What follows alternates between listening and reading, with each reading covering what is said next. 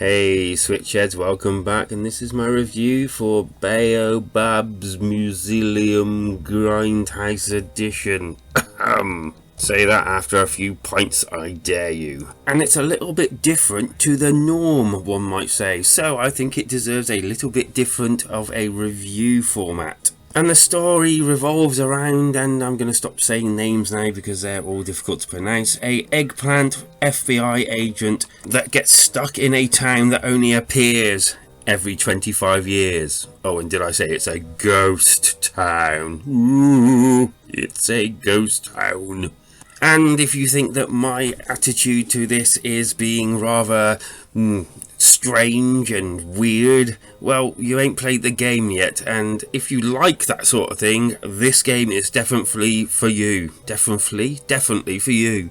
You'll be playing the game in a top-down view, in a FPS type view. You'll be solving puzzles, finding things, stealing things, fighting things in a very low type Pokemon type way, which is rather amusing when you watch it. Oh, and you'll also be killing things, just for the fun of it. Well, sort of, or to gain access to places. It's okay when you do it that way. All the characters within this game all seem rather weird, unusual, and sometimes quite sick. This is definitely not one for the young uns, or in fact anyone without a sense of humour, so go away. I believe the original game was set in 3 chapters, all done separately. This is all together and you can play them one after the other, just like you would binge a series on Netflix. Done that loads of times. The controls as a whole is okay, but there's certain bits in the game that it kind of like doesn't work, like jumping up things quite earlier on in the game. I realised this didn't work in the slightest and kept on overshooting what I was trying to jump on and falling to my death and dying. Luckily enough, you don't actually die and you can actually come back. But it was still really annoying and took a few attempts to actually do what I actually wanted to do. And if you cast your eyes upon the game, you can see that it's kind of like a pixel art type game, or at least I think that's what they call it. If not, then just insert whatever the hell it's called here, and maybe here, but not here. It kind of spins me back to my retro days when I used to play this sort of game, but never anything like this where it would be 2 types of graphical, styles. It's very refreshing in a very refreshing way, one might say. Take a listen to the sounds of the game, soothe them into your soul.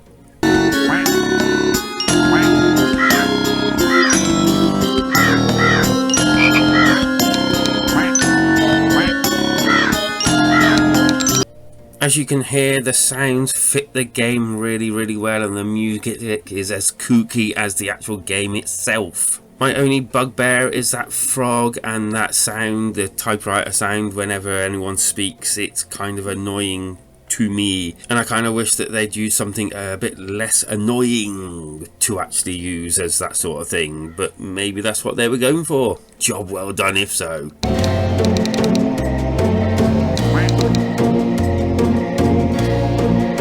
So, with a game that has loads to offer and loads to do, and 3 chapters each spanning different places, hotels and the like, each with really weird things to do and really weird places to visit. I mean, I don't know any games where you have to blow up what I thought was a cat in order to make it into a place, in order to get a key, in order to leave the place through a toilet. Well, didn't expect that, eh? If I had to score this game, which I guess that is what I'm here to do, I would have to think really hard about all the aspects of this game. All the time, for some reason, I have